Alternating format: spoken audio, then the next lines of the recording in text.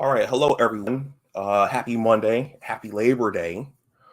I said on Saturday that I would come on and say something about episode three of season one of House of the Dragon.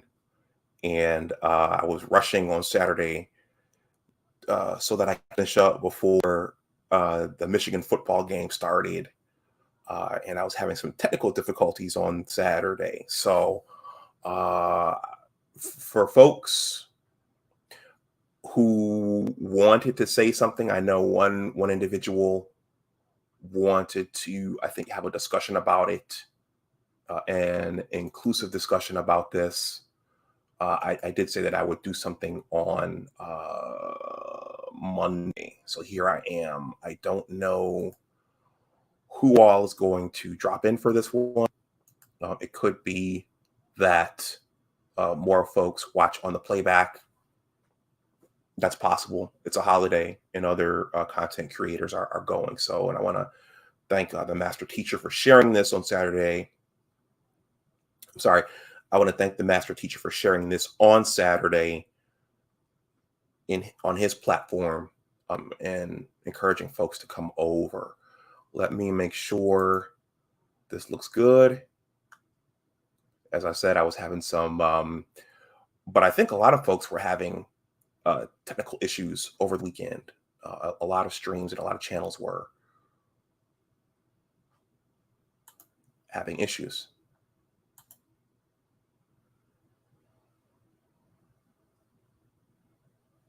Okay, I'm gonna go over to my original channel and share this over there in case folks want to come over here and watch and partake.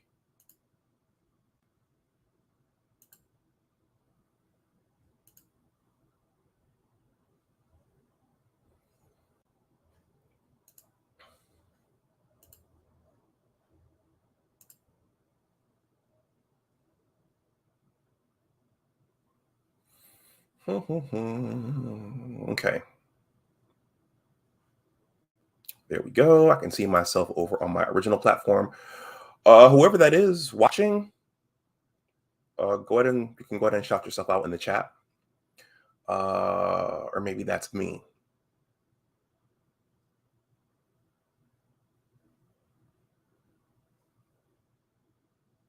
Okay. Oh, there it is. All right.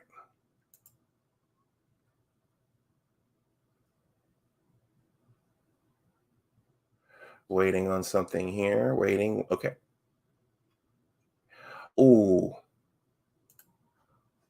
All I did was refresh. I wanted to change the channels.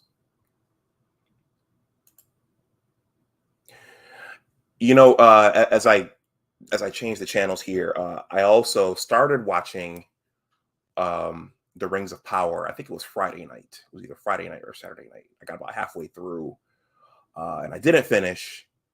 And it was kind of. I've been watching some of the other reviews, and I'll just say that it's kind of what you expect in today's day and age.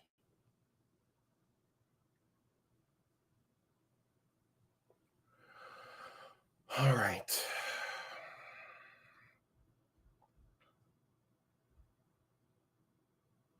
All right, here we go.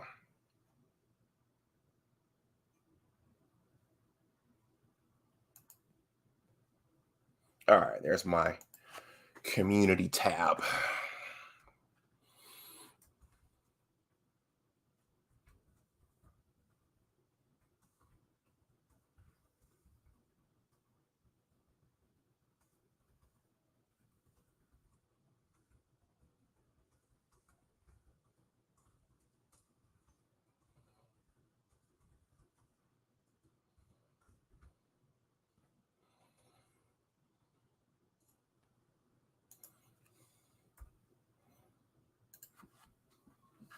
All right. That's been shared over there. So I'm going to give this a like over there. And then I'm going to go back.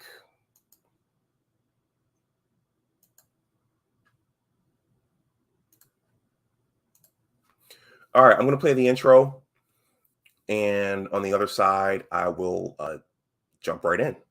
All right.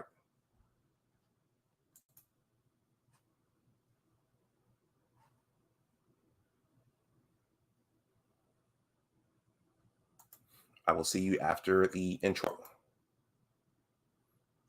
And it's about time to update this intro.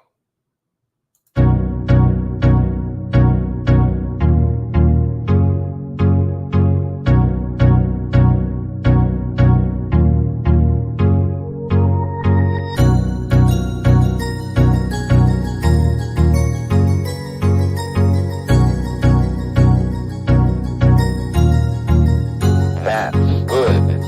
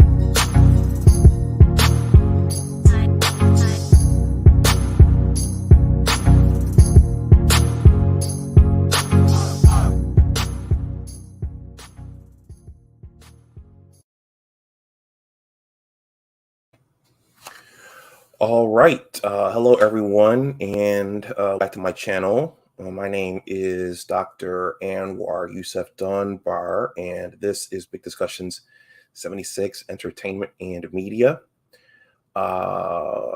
Please like the stream or the playback. Please share and please subscribe. I'm trying to open up one other thing here before I start this off. It looks like I'll get a lot of views on the playback here. Again, it's a holiday. The master teacher shared this on Saturday, so that certainly helped with the viewership. It's a holiday. It's folks are probably out barbecuing and spending time at the park and spending time at the beach. So I suspect I'll get views on the playback. But content is content. Give me a second here. All right. I'm just waiting on Microsoft Word to open up for me, and then I'm going to go ahead and get started.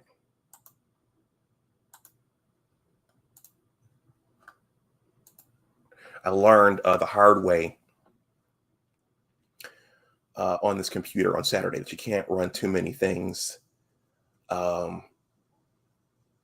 once while you're streaming from StreamYard to YouTube. But I think everything's much happier today. Okay. For those of you watching on the playback,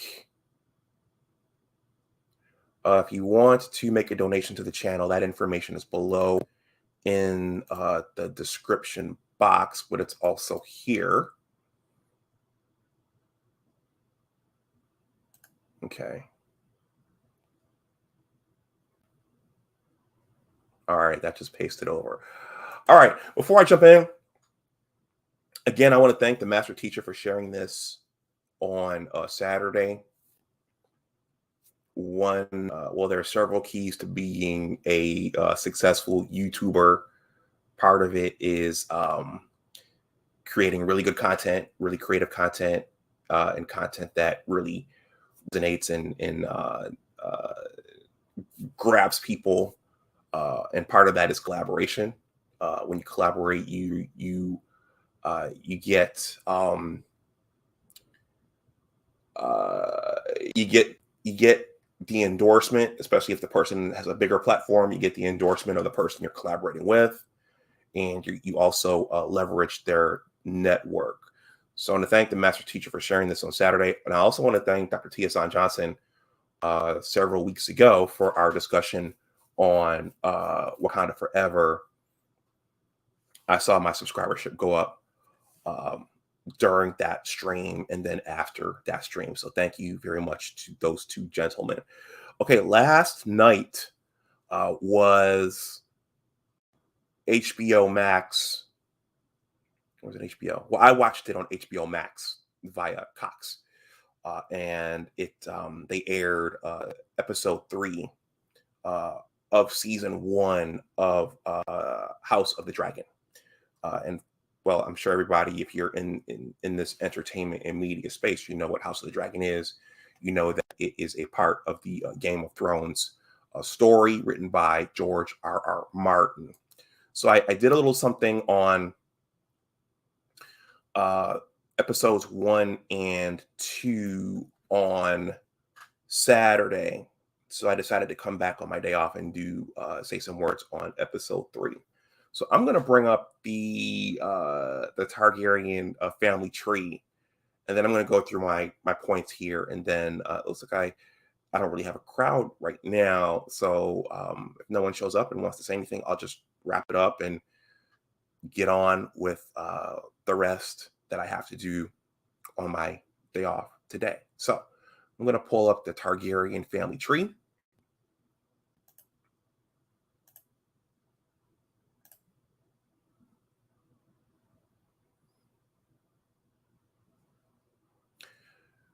Chrome is working with me a lot more than it was on Saturday because it's actually showing me it's actually showing the family tree on the website. All right, this is on the House of the Dragon website on I think HBO Max has created this, but it's really cool because it shows you the family, it shows you the characters and bloodlines and family. Well, that was a major theme of the original Game of Thrones series, but they're really hammering away on that in this one. So I'm not going to go through all of it now. I went through that on Saturday, and I'm going to give a little disclaimer. The master teacher asked me in the chat, did I read the books? And the answer is no. So I'm learning this as I am going along in the series. So I'm seeing this through the eyes of the writers of the show. So whenever a book is adapted to movies or to a TV series, the writers, in many instances, take liberties with the content and change things. So perhaps I'll listen to the audiobooks as was recommended on Saturday. And before I go on, I'll also say I want to say something about my style. So as a writer myself, so shout out to Artisan MC.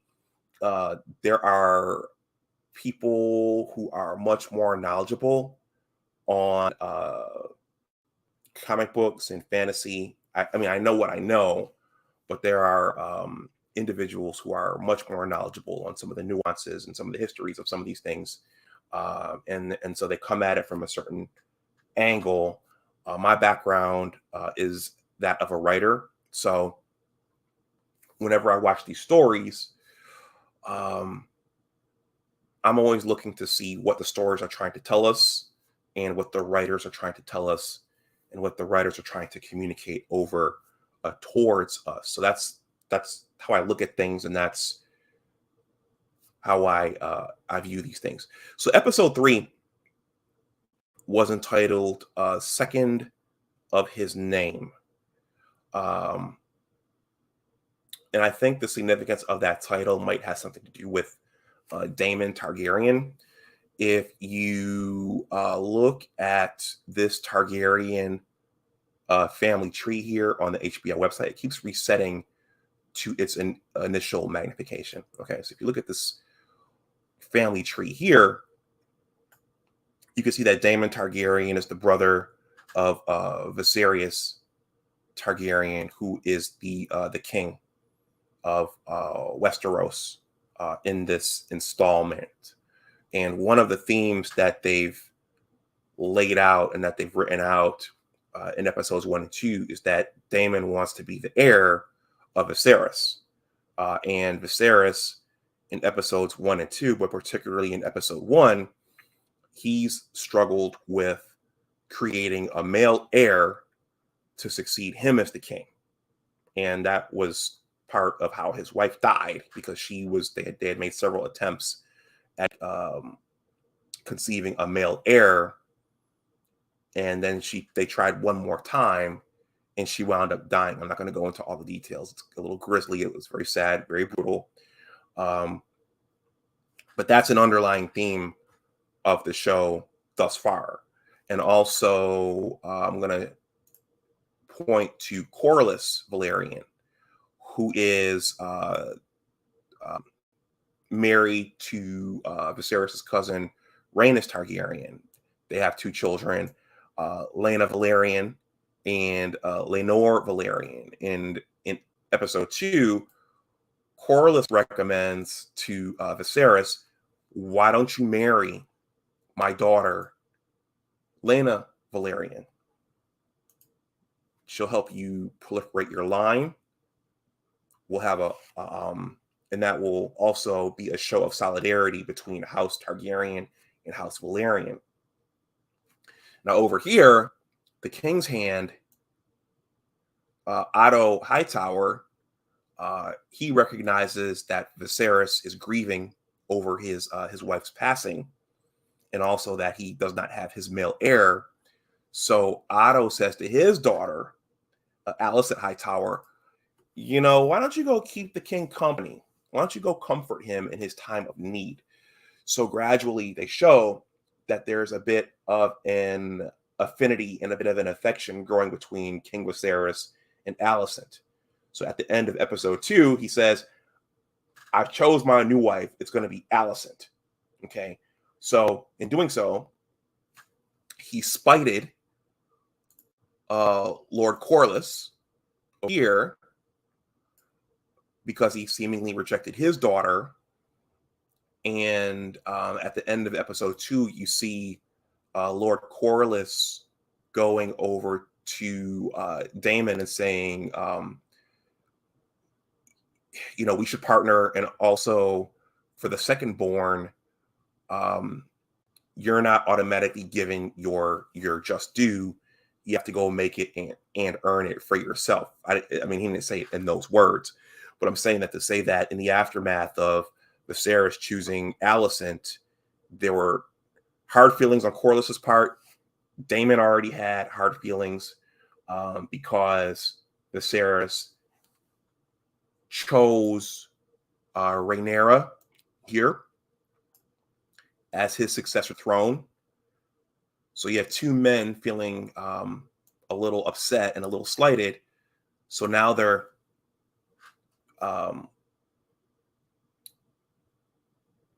what's the word I'm looking for? They're conspiring amongst each other, talking amongst each other, and saying, "Hey, look, maybe Viserys doesn't know what he's doing, and maybe we should work together." Okay. So another aspect of episode 2 was that Lord Corlys told Viserys that my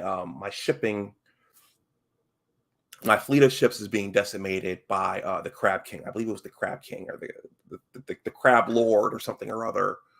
We should wage war over in the Stepstones so that the routes stay open and that my fleet doesn't get decimated. Well, Viserys says, no, I don't want to start a war. And so that's another reason why Corlys feels slighted by Viserys. So that was all in episode 2. So episode 3 opens with Daemon and Lord Corlys Velaryon waging war over in the Stepstones on the Crab Lord or the Crab King. I should have written this down last night, but I watched it late. So you open up with that, okay? And then the story goes over towards what's happening with King Viserys and Rhaenyra Targaryen. I believe this is 3 years later after the ending of episode 2, okay? Alicent Hightower has bore a son for Viserys, okay? Young Aegon Targaryen. So now the question is, will Viserys make Aegon his heir? Will he move Rhaenyra over to the side and make Aegon his new successor? So that's kind of, people are speculating about that. So Rhaenyra feels some kind of way about that. And also, I think just the sum total of all the events are starting to wear on King Viserys. You see him drinking. He just looks weathered and worn down from the whole thing. Alicent Hightower, she's having yet another baby. So he looks a little worn down from things. And as they describe in the story, his relationship with Rhaenyra has become a bit frayed because she's contemplating being moved aside for young Aegon. But also, what's one of the bigger themes and one of the bigger threads is that King Viserys is really, really pushing her to marry. So just like they were pushing him to remarry, now he's insisting that Rhaenyra, that she marries someone. And one of the, should I say, one of the deals that King Viserys tries to make is with Jason Lannister, who's one of the predecessors of the Lannister family as we knew them in the Game of Thrones series. And in this, there's a little scene where he actually tries to court Rhaenyra and says, you know, Casterly Rock is amazing. It's taller than all the buildings and all the structures in Westeros. And I could even have a dragon keep built. And she looks at him and she says, why would you have a dragon keep built? He says, well, I want to take you as my wife. And then she runs off and tells her dad, look, I don't want you trying to marry me off. I don't want you trying to pick my spouse. I don't want you doing any of that. And then Viserys goes on and says, well, you need to marry. You have to marry. It's custom. You need to have your own progeny. You need to have grandchildren for me. And this is what you need to do. And then she gets frustrated and rushes off into the forest with this knight here, Sir Criston Cole, who defeated Daemon in the joust in, I believe that was episode 1. So there are a whole bunch of things going on here. But I think that those are two of the main threads in episode 2. The war has started in the Stepstones, okay, against the Crab Lord. Viserys has had his male heir. And then the question is he gonna make his male son, is he gonna make him his heir, move Rhaenyra to the side? And also he's trying to marry Rhaenyra off. I'm going to spend a few minutes there. I think that's huge because, you know, when you watch a show like this, again, I didn't read the source material. I didn't read the books. So I don't know if George R.R. Martin wrote this into the books themselves. But at least the show writers, what they're trying to communicate is that, at least in the older generation, and we're seeing this now in the real world, in the older generation had ways of doing things. You know, it was normal to marry. It was normal to start a flock of your own. And at least years ago, parents played a role in who you married. They played a role in who your spouse was. It wasn't just left to personal choice and what you felt and what you thought. Families got together and they decided bloodlines. Okay. Now in modern society, in many instances, it's left to the choice of the individuals, which is happening today in the United States. And later on the show, King Viserys actually goes to Rhaenyra and says, look, I want what's best for you. I want you to marry. You need to marry. At this point, I'm going to leave the choice to you.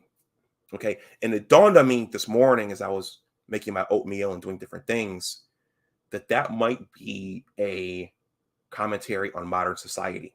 Again, it used to be that parents and families would get together and say, hey, I have a daughter, I have a son. I think we should combine our bloodlines. We should marry. And it wasn't up to the daughter or the son what they were going to do.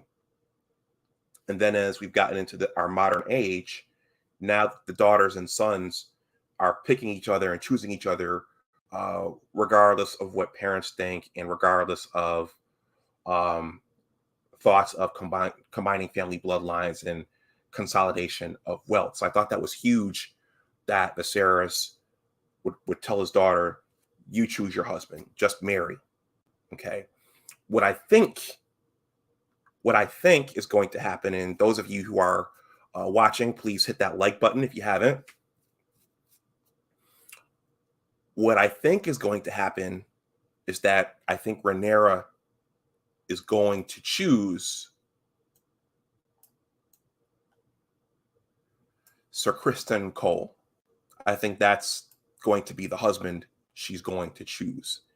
I could be wrong, but he is the one. He defeated Daemon in the joust. She selected him as part of one of the knights, one of the guardsmen, and then he was the one to rush after her into the forest to comfort her when Viserys, when she had that heated conversation with King Viserys about her marrying. So I think you can see a love and an affection starting to take root there and starting to blossom. I think that's going to be the husband that she's going to pick, but that's just me. So the way the episode ended, somewhere towards the middle, Alicent, and these are all spoilers. If you haven't seen this, then I'm spoiling it for you.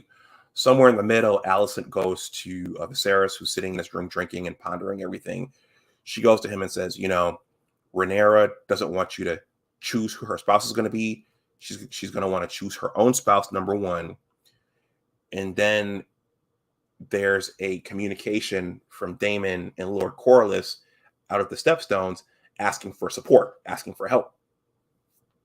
And Alicent tells Viserys, regardless of whether or not you agree that they should be out there fighting and they're losing pretty badly, you should send support just as a token of goodwill.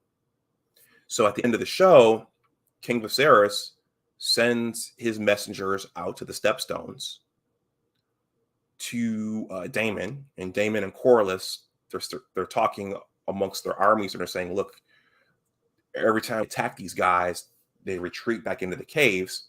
They're going to need something's going to have to draw them out so we can take them out.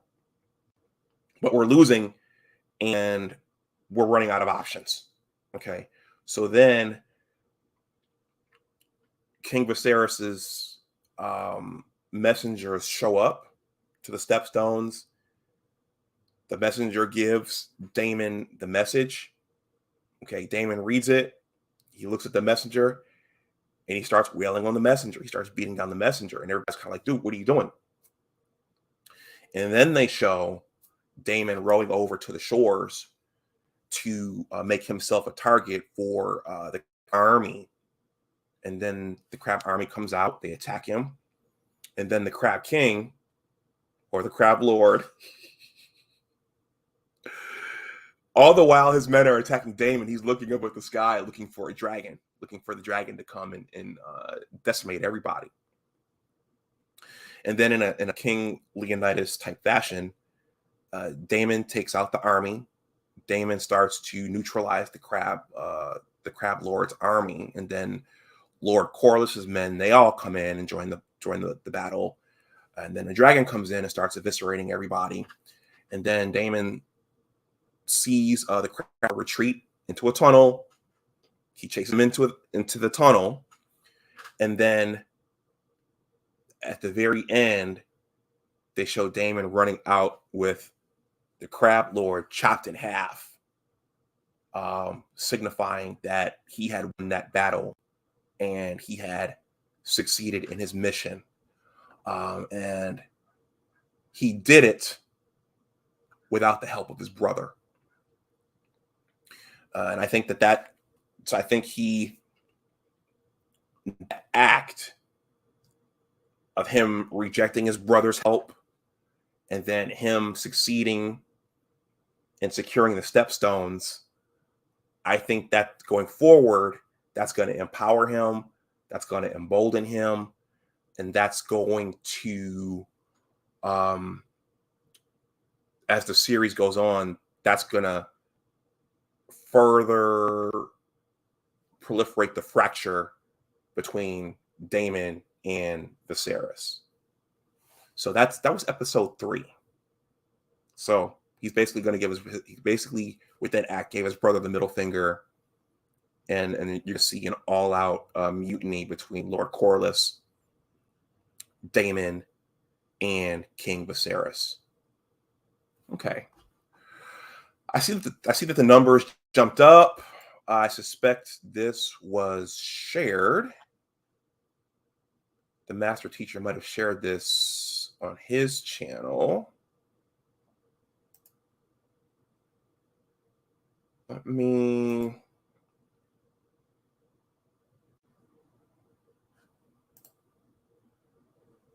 Let's see. Just give me a second here.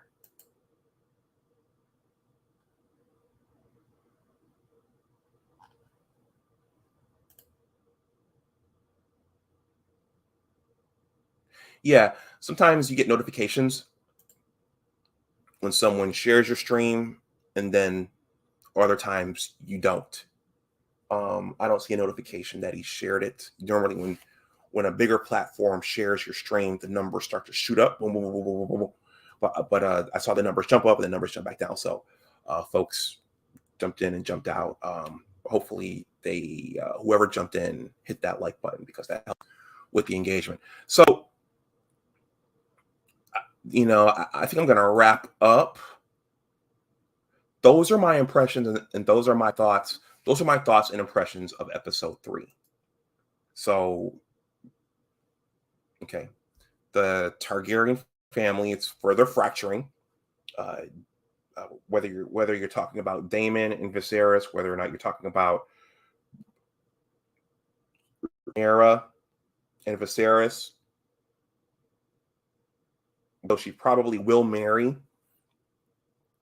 and she probably will choose Sir Criston as her husband.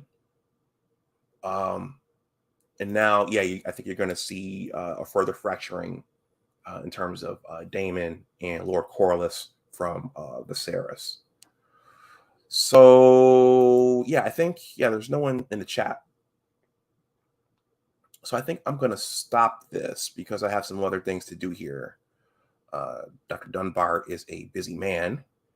But I hope, if you watch this on the playback, let me know what you think about episode 3 or episodes 1 and 2. What are your predictions for those episodes? And what are your predictions for the coming episodes? Because we've already watched episodes 1, 2, and 3. What do you think about what I've said? What do you think is going to happen going forward?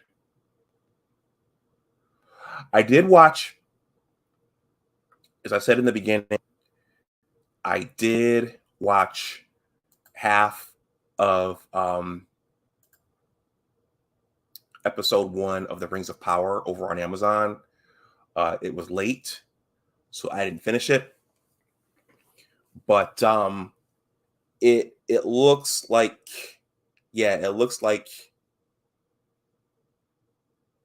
it looks similar to most of the programming that we're getting today in the superhero and fantasy space. And if you're unfamiliar with that, go take a look at reviews of any of the recent Marvel movies, or in particular the She-Hulk and go take a look at a review of any of the last 3 Star Wars movies.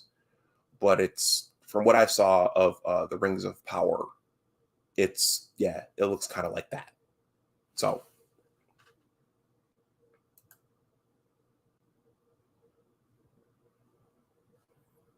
give me a second here.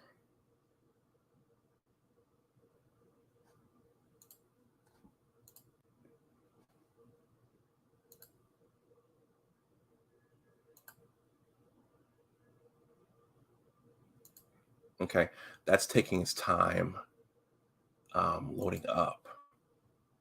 So everyone, I'm going to stop the stream.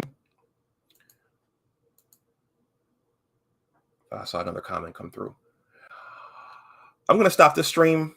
I have some other things to do, but I just wanted to get on and capture my thoughts on episode 3 of House of the Dragon. So I will try to do as many of these as I can as the season goes forward and unfolds. I'll be watching. This has my attention, and it's thus far it's an intriguing series and an exciting one. So with that, I'm going to wrap this up. If you're watching this on the playback and you want to make a donation to the channel, that information is below in the description box, but it's here as well. Please consider joining the Big Words LLC newsletter. That information is here.